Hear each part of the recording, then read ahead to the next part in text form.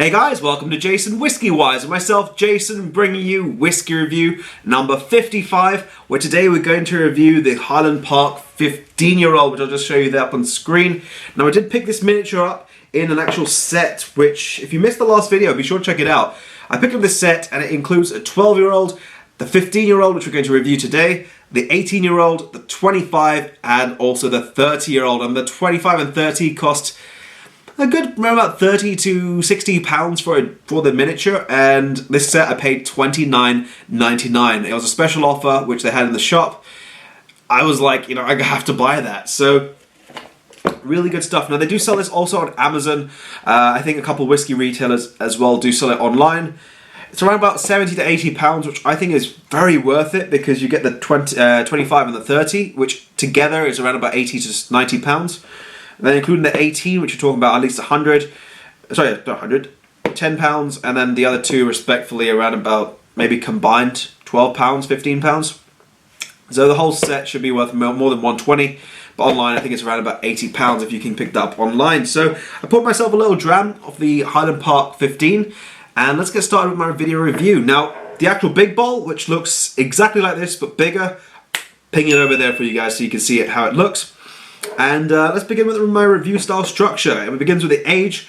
So the Highland Park 15 is a 15-year-old whiskey. It is bottled at ABV of 40% ABV. The cask selection they do use on this one are sherry oak casks, and the distillery is the Highland Park Distillery, which you just see over here. The parent company that do own them are the Edrington Group, which also own Macallan and Glenrothes. And in terms of the region and origin, it is in the islands of Scotland. Now, it's also, the island's name is known as the Orkney Island, and it's one of the most northern points up in Scotland. But the island also has another distillery, which is the Scapa Distillery. So those two those two distilleries are based on the Orkney Islands.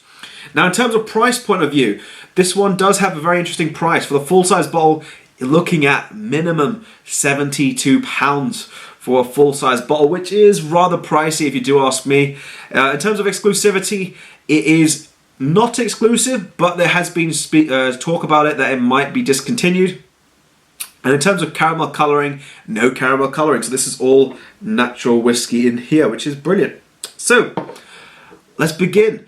We'll begin by assessing the colour for this whiskey, and if I hold it up to the camera there, let me know what you guys think of that. It does have a much more lighter colour than the 12. So I'm going to go with a bright gold. And they do also, I have read that they use American oak, which is then seasoned with sherry. So it becomes sherry oak, American sherry oak. That's what the cask they use. That's probably why it differs from the 12, which is mainly European sherry oak.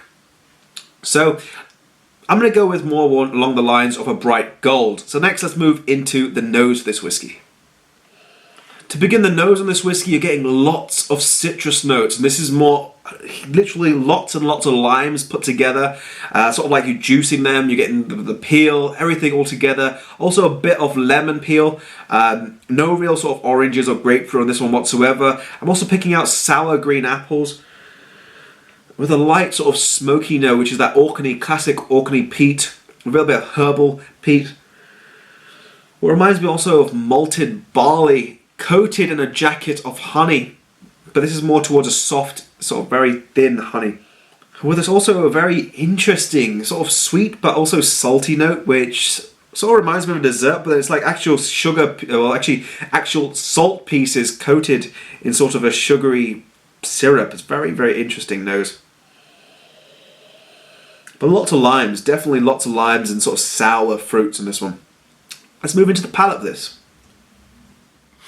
To begin the palate for this whiskey, it does also start with that little light smoke, which is always, I think, a classic for Highland Park, introducing itself to the whiskey. I'm getting that distinctive coastal breeze, the little salty characteristics, more in the middle of the palate compared to the edges as I got in the 12. And then it works into that sort of citrus pith, a little bit of lime citrus pith, but this one's more dominant now on lemons. Lots more lemons, lemon juice, lemon peel.